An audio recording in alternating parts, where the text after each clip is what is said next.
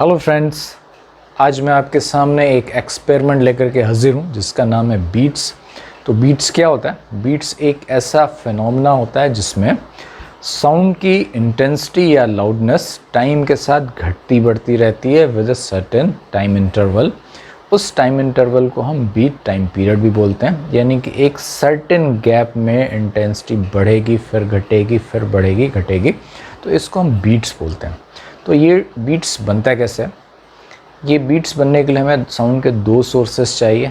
कैसे दो सोर्सेस चाहिए? ऐसे सोर्सेस जिनसे साउंड की जो इंटेंसिटी या लाउडनेस इंडिविजुअली क्रिएट हो रही है वो लगभग बराबर हो, लेकिन उनकी फ्रिक्वेंसी में थोड़ा सा फ़र्क हो। बहुत ज़्यादा फ़र्क होगा तो भी बीट्स बनेगी, लेकिन फिर ह्यूमन ईयर से जो हम बीट्स को ऑब्ज़र्व करेंगे वो अच्छे से परसेप्टेबल नहीं होगा। तो हमको साउंड के दो सोर्सेस चाहिए, ऐसे सोर्स जिनकी इंटेंसिटी लगभग बराबर हो लेकिन फ्रिक्वेंसी में मामूली सा फ़र्क हो। तो ऐसे दो सोर्सेस से साउंड निकल करके किसी एक जगह पर पहुंचते हैं, आपके कान पे पहुंचते हैं। तो आपको जो साउंड की इंटेंसिटी या लाउडनेस सुनाई देता है वो यूनिफॉर्म नहीं होता। उस इंटेंसिटी लाउडनेस में पीरियोडिक राइज एंड फॉल होता है और इसी को हम बोलते हैं बीट्स। तो आप ये बीट्स कैसे प्रोड्यूस कर सकते हो? लैब्स में, फ़िज़िक्स की लैब में इसको हम लोग ट्यूनिंग फॉर्क से क्रिएट करते हैं। तो ट्यूनिंग फॉर्क से जो बीट्स प्रोड्यूस होता है उसके साथ एक प्रॉब्लम है, क्योंकि ये मैकेनिकल वाइब्रेशंस होते हैं। तो मैकेनिकल वाइब्रेशन थोड़ी देर में एयर की डैम्पिंग के कारण डाई आउट हो जाते हैं और हमें दो ट्यूनिंग फॉर्क्स चाहिए और ये आपके पास ईज़िली अवेलेबल नहीं होगा, आपको ऑर्डर करना पड़ेगा। बट आप बहुत ही आसानी से और बहुत अच्छे से क्रिएट कर सकते हो अपने घर में अभी का अभी। आपको चाहिए सिर्फ एक सेल फ़ोन, और उस सेल फ़ोन में आप क्या करिए, बहुत सारे ऐप्स होते हैं। आप कोई एक फ्रिक्वेंसी जनरेटर ऐप क्रिएट कर लीजिए, डाउनलोड कर लीजिए। तो उस ऐप की सहायता से आप किसी भी ट्रू फ्रिक्वेंसी के साउंड को जनरेट कर सकते हो, जैसे कि मैंने सेल में इस ऐप को डाउनलोड किया हुआ है।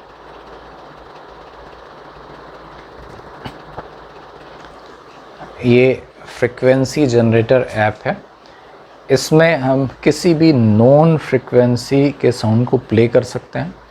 Audible range of frequency 20 hertz से 20,000 हर्ट्ज के बीच में होती है।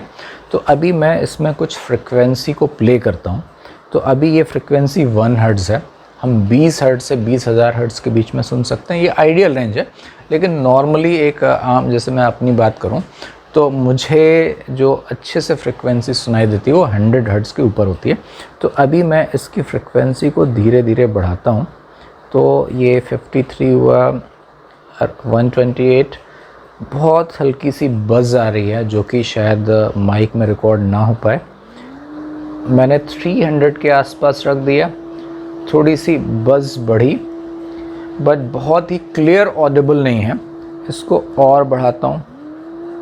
ये बढ़ रहा है, फ्रिक्वेंसी बढ़ रहा है और फ्रिक्वेंसी 1000 के आसपास पहुँच गई। थोड़ा सा और बढ़ा रहा हूँ। तो फ्रिक्वेंसी यूँ बढ़ते जा रही है। ये फ्रिक्वेंसी बढ़ते बढ़ते 10,000 के आसपास आ गई और अब बढ़ती जा रही है। ऑडिबल रेंज के बाहर हो गई, इसलिए हम नहीं सुन पा रहे। तो मुझे ये फ्रिक्वेंसी की ऑडिबिलिटी सबसे अच्छी लगी 1000 हर्ट्ज के आसपास। काफ़ी अच्छे से इस फ्रिक्वेंसी को हम सुन पा रहे हैं। तो अब हमको चाहिए दो फ्रिक्वेंसीज चाहिए। तो मैं शुरू करता हूँ दो फ्रिक्वेंसी 1000 हर्ट्ज और 1001 हर्ट्ज। इस सेम ऐप में हम मल्टीपल फ्रिक्वेंसी प्ले कर सकते हैं। तो मैंने मल्टीपल फ्रिक्वेंसी के ऑप्शन सेलेक्ट किए हुए हैं। तो एक फ्रिक्वेंसी है 1000 हर्ट्ज और एक फ्रिक्वेंसी अभी मैं चूज़ कर लेता हूँ 1000 के एकदम पास में। तो इसको मैंने ले लिया 1001 हर्ट्ज। तो अब मैं दोनों फ्रिक्वेंसीज़ को एक एक करके प्ले करता हूँ। पहले मैं 1000 हर्ट्ज़ की फ्रिक्वेंसी प्ले करता हूँ। एक कंटिन्यूस इंटेंसिटी, कंटिन्यूस लाउडनेस आपको सुनाई दे रहा होगा, इसमें कोई वेरिएशन नहीं है। इसको बंद कर देता हूँ मैं। अब मैं 1001 हर्ट्ज की फ्रिक्वेंसी प्ले कर रहा हूँ। आपको कोई इतना कम गैप है कि आप दोनों फ्रिक्वेंसीज में अंतर नहीं कर पा रहे होगे, लेकिन क्या चीज़ दोनों में सेम लग रहा है कि दोनों की इंटेंसिटी एक सेम लेवल पे बनी हुई है। अब मैं 1000 हर्ट्ज और 1001 हर्ट्ज की फ्रिक्वेंसी को एक साथ प्ले करता हूँ, फिर देखते हैं कुछ मज़ा आता है क्या। 1 मिनट, ध्यान से ऑब्जर्व करिए। 1000 and 1001 hertz frequencies both playing at the same time, और आपको जो आवाज़ सुनाई दे रही है उस पर ज़रा गौर करिए। क्या आपको लाउडनेस घट या बढ़ती हुई लग रही है? मुझे तो लग रहा है, आपको भी लगना चाहिए अगर आपके कान सही हों तो लाउडनेस में there is a continuous rise and fall. अब ज़रा आप एक मैक्सिमम लाउडनेस आ रही है, उसके बाद फिर जो अगली मैक्सिमम लाउडनेस आ रही है उसके टाइम इंटरवल पे गौर करिए। इस टाइम इंटरवल को बोलते हैं बीट टाइम पीरियड या एक बीट साइकिल। एक बीट की जो साइकिल होती है उसका इंटरवल, एक बीट की साइकिल एक मैक्सिमम इंटेंसिटी से अगली मैक्सिमम इंटेंसिटी तक होती है। तो ये बीट साइकिल जो है लगभग 1 सेकंड की है। क्या आपको ऐसा लग रहा है? अच्छा, अभी मेरे पास जो दो फ्रिक्वेंसीज हैं 1000 हर्ट्ज और 1001 हर्ट्ज, उनकी फ्रिक्वेंसीज का गैप इज़ 1 हर्ट्ज। और अभी आपको जो बीट टाइम पीरियड दिख रहा है, जो दो मैक्सिमम के बीच का टाइम इंटरवल है, वो 1 सेकंड मान लेते हैं। 1 सेकंड कुछ रिलेटिव है। अगली बार मैं दोनों की फ्रिक्वेंसी के गैप को बढ़ाऊंगा तो आपको ये ऑब्जर्व करना है कि जो बीट टाइम पीरियड यानी कि दो मैक्सिमम इंटेंसिटी के बीच का टाइम इंटरवल है वो घटता है या बढ़ता है। तो मैं इसको 1001 को अब मैं कर देता हूँ 1002। तो अब दो फ्रिक्वेंसीज 1000 और 1002 एक साथ प्ले होंगी, यानी कि दो फ्रिक्वेंसीज के बीच का गैप 2 हर्ट्ज है। अब सुनिए क्या होता है।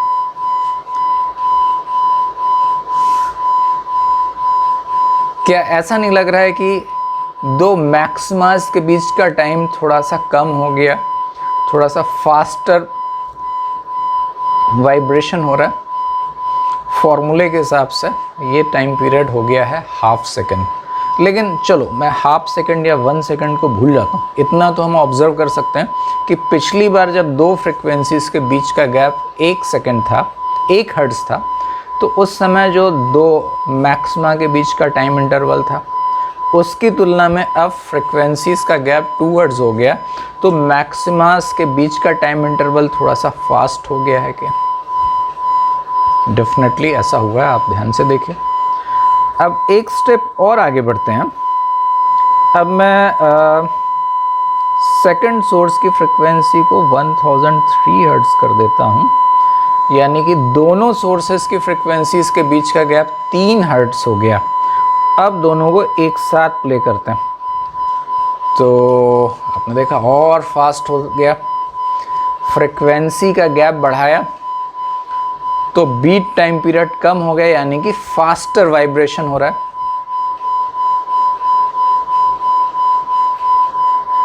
है ना।